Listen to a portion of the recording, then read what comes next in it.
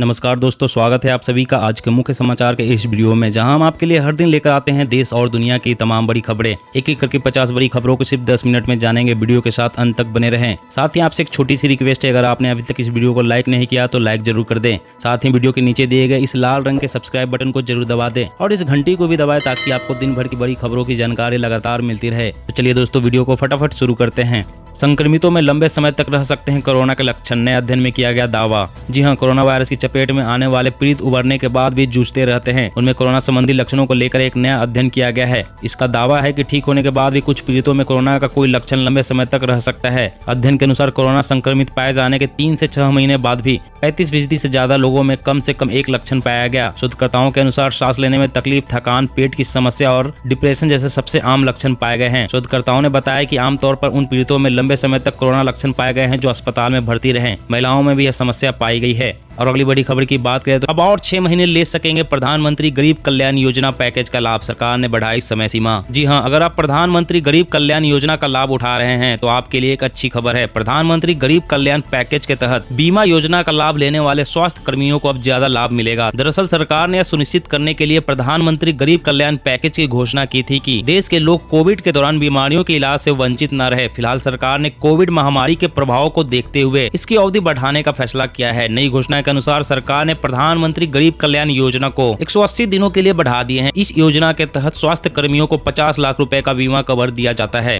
और अगली बड़ी खबर की बात करें तो चावल के स्टार्च से बनेगी बायोडिग्रेडेबल प्लास्टिक, खाद का काम भी करेगी। जाने क्या होगा फायदा। जी हां, इंदिरा गांधी कृषि विश्वविद्यालय रायपुर में चावल के स्टार्च से बायोडिग्रेडेबल यानी कि प्राकृतिक रूप से नष्ट हो जाने वाला पॉलीथीन या प्लास्टिक बनाई जाएगी। विश्वविद्यालय के बायोटेक्नोलॉजी विभाग में अनुसंधान के दौरान इसका प्रारंभिक प्रयोग सफल हुआ है। प्रयोग में बने उत्पाद को उन्नत करने और बाजार में भेजने लायक बनाने के लिए काम किया जा रहा है। इस बायोडिग्रेडेबल प्लास्टिक को मिट्टी में गाड़ देने पर खुद ब खुद नष्ट होकर खाद बन जाएगी, जिसका इस्तेमाल बगीचों या फसलों में किया जा सकेगा। इससे पर्यावरण का संरक्षण हो सकेगा। इससे बनाए गए बैग में फल, सब्जी, घर का अन्य सामान लाने के साथ ही गर्म खाना भी पैक किया जा सकेगा। और अगली बड़ी खबर की बात करें तो खुशखबरी, अब गाँव में भी घर बनाने के लिए मिलेगा बैंक लोन। पीएम मोदी की पहल पर शुरू हुई योजना। जी हाँ, उत्तर प्रदेश के गाँव में रिहायशी संपत्तियों का ड्रोन से सर्वे कर लोगों को उनके मालिकाना हक का दस्तावेज मुहैया कराने वाली स्वामित्व योजना के तहत जल्द ही 15 लाख से अधिक ग्रामीणों को घरौनी प्रमाण पत्र उपलब्ध कराया जाएगा। सरकार के प्रवक्ता के अनुसार 9 राज्यों में ये योजना चल रही है, जिसके तहत प्रदेश के 23 जिलों के 34,208 गाँव में ड्रोन से रिहायशी संपत्तियों के सर्वे का कार्य पूरा कर ग्रामीणों के आवास का घरौनी प्रमाण पत्र तैयार कर दिया गया है। जल्द ही एक भव्य समारोह आयोजित कर प्रधानमंत्री नरेंद्र मोदी की मौजूदगी में ग्रामीणों को डिजिटली घरौना प्रमाण पत्र उपलब्ध कराया जाएगा। ग्रामीणों को घरौनी दस्तावेज मुहैया कराने के मामले में यूपी देश में सबसे आगे है। और अगली बड़ी खबर की बात करें तो यूपी में भ्रष्ट पुलिसकर्मियों की उल्टी गिनती शुरू। सीएम योगी ने मांगी अवैध गतिविधियों में लिप्त अधिकारियों की लिस्ट, जल्द होगी बर्खास्तगी। जी हां, उत्तर प्रदेश में अवैध गतिविधियों में संलिप्त पुलिसकर्मियों के बुरे दिनों की शुरुआत हो गई है। आए दिन पुलिसकर्मियों की कार्यशैली और आचरण पर उठते सवालों को देखते हुए सीएम योगी ने थाने और सर्किल में तैनात आरोपों से घिरे एक पुलिस अधिकारियों और कर्मियों की छानबीन करने का फैसला किया है। इसके लिए सीएम ने कमेटियां गठित करने के निर्देश दिए हैं। पुलिस सुधार के लिहाज से इस बेहद अहम काम के लिए सीएम ने पुलिस महानिदेशक अभिसूचना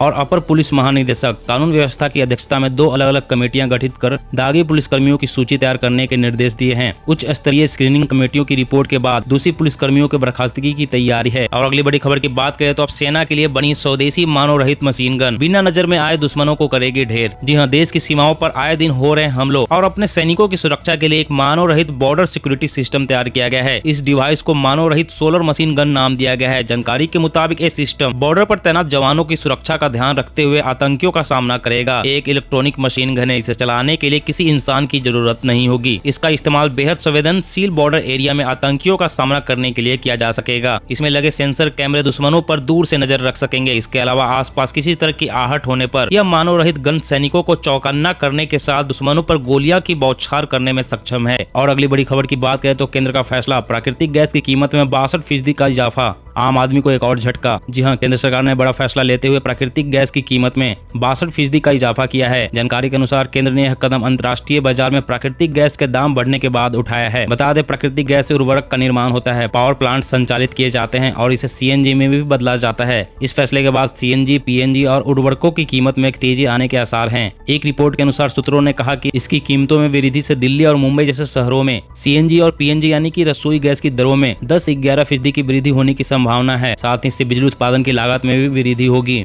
और अगली बड़ी खबर की बात करें तो ब्रिटेन के नियामकों ने एस्ट्राजेनिका कोविड वैक्सीन के प्रतिकूल असर में नसों की बीमारियों को किया शामिल। जी हां, ब्रिटेन के नियामकों ने एस्ट्राजेनिका कोविड वैक्सीन के प्रतिकूल असर की सूची में नसों की एक दुर्लभ बीमारी को भी शामिल कर लिया है। इसके कारण पैर, हाथ व शरीर के अन्य अंग प्रभावित होते हैं। रिपोर्ट के अनुसार बेरी सिंड्रोम नामक दुर्लभ बीमारी को एस्ट्राजेनिका कोविड वैक्सीन के प्रतिकूल असर वाली सूची में शामिल किया गया है। इसके कारण प्रतिरक्षा प्रणाली उत्तेजित हो जाती है और तंत्रिका कोशिकाओं पर हमले शुरू कर देती है। ज्यादातर लोग इस बीमारी से पूरी तरह से ठीक हो जाते हैं, लेकिन 5 में से 1 को यह बीमारी लंबे समय तक परेशान कर सकती है, जबकि 20 में से 1 की मौत भी हो सकती है। नियामक ने जॉनसन एंड जॉनसन की एक खुराक वाली वैक्सीन के संभावित प्रतिकूल असर को सूची में पहले ही शामिल कर लिया था। इसकी प्रौद्योगिकी एस्ट्राजेनिका की वैक्सीन के समान है।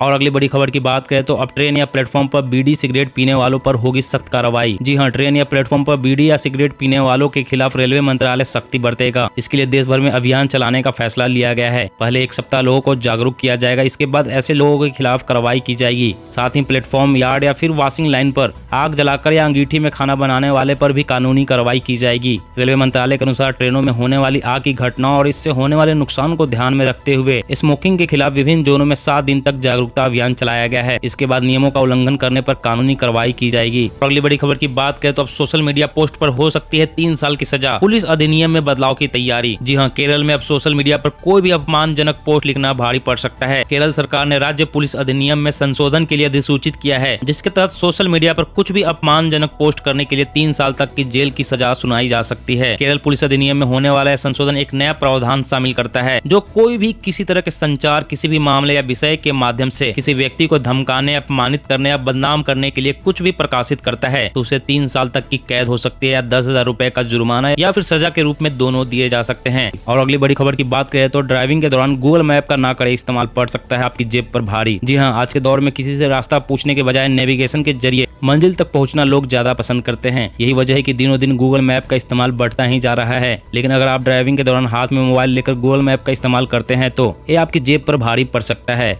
अभी हाल ही में दिल्ली में एक शख्स का चालान पुलिस ने काटा था। कार चालक ने तर्क दिया था कि वो किसी से बात नहीं कर रहा था, तो उसका चालान क्यों काटा गया। दिल्ली पुलिस ने बताया कि मोबाइल होल्डर के बजाय डैशबोर्ड या हाथ में पकड़कर गूगल मैप का इस्तेमाल करना ट्रैफिक रूल्स के खिलाफ है, क्योंकि ऐसा करने से ड्राइविंग के दौरान ध्यान भंग होने की आशंका बनी रहती है। ये मामला लापरवाही से ड्राइविंग की श्रेणी में आता है। आपने अगर अपनी गाड़ी में हाथ में मोबाइल लेकर गूगल मैप का इस्तेमाल कर रहे हैं तो मोटर व्हीकल एक्ट में 5,000 रुपए तक का चालान काटने का प्रावधान है। और अगली बड़ी खबर की बात करें तो अब हेलमेट नहीं पहना तो बंद हो जाएगा ड्राइविंग लाइसेंस, फिर कभी भी सड़क पर नहीं चला पाएंगे गाड़ी। जी हाँ, भारत में हेलमेट को लेकर सरकार लंबे समय से सक्रिय है, जिसके चलते लोगों पर हेलमेट का इस्तेमाल न करने पर भारी जुर्माना का प्रावधान भी है। लेकिन दोपहिया वाहन मालिक आज भी हेलमेट को लेकर आनाकानी करते नजर आते हैं, जिसके चलते ओडिशा सरकार ने राज्य पुलिस और परिवहन आयुक्त से बिना हेलमेट के दोपहिया वाहन चलाने वाले लोगों का ड्राइविंग लाइसेंस सस्पेंड करने का नियम सख्ती से लागू करने का आग्रह किया है। बिना हेलमेट बाइक चलाने वालों के ड्राइविंग लाइसेंस को निलंबित किए जाएंगे। इससे दुर्घटना को रोकने में काफी हद तक मदद मिलेगी। साथ ही कहा गया है कि अगर कोई व्यक्ति बार बार नियम तोड़ते हुए पाया जाता है तो उसका ड्राइविंग लाइसेंस हमेशा के लिए निलंबित कर दिया जाएगा।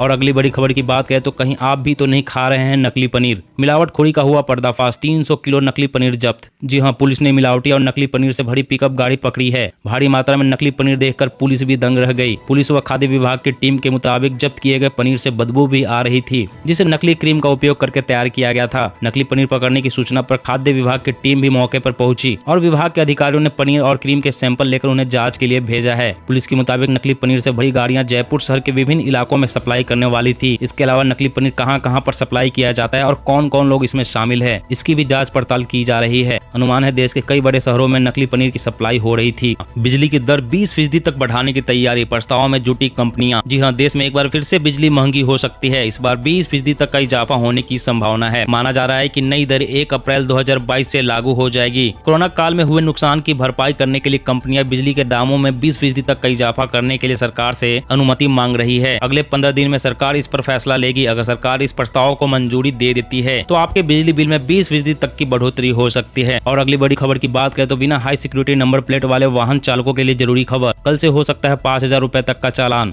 जी हां, एनसीआर यानी कि गाजियाबाद और नोएडा में बगैर हाई सिक्योरिटी नंबर प्लेट वाले वाहनों का चालान करने की तैयारी चल रही है। बगैर हाई सिक्योरिटी नंबर प्लेट वाले वाहनों को किसी तरह की छूट नहीं दी जाएगी। परिवहन विभाग ने साफ कर दिया है कि कल से इस तरह के वाहनों का चालान किया जाएगा। गाजियाबाद में करीब 58% वाहनों पर अभी भी हाई सिक्योरिटी नंबर प्लेट नहीं है। अब इन वाहनों का चालान किया जाएगा। हाई सिक्योरिटी नंबर प्लेट को लेकर बैठक में स्पष्ट किया गया है कि वाहनों पर हाई सिक्योरिटी रजिस्ट्रेशन प्लेट लगाने की समय सीमा समाप्त हो चुकी है। अब हाई सिक्योरिटी प्लेट लगाए बिना संचालित वाहनों के खिलाफ अभियान चलाकर कार्रवाई की जाएगी। इसमें 5,000 रुपए तक का जुर्माना वसूल किया जाएगा। दोस्तों आज की खबरों में बस इतना ही। इसी तरह रोज काम की खबरें जानने के लिए आप हमेशा हमारे साथ जुड़े रहें। हमारे साथ जुड़ने के लिए वीडियो के नीचे दिए गए लाल रंग के सब्सक्राइब बटन को दबा लें और इस घंटी को भी दबाएं ताकि आपको हर खबर की सटीक जानकारी मिल सके। जय हिंद, जय भारत, धन्यवाद।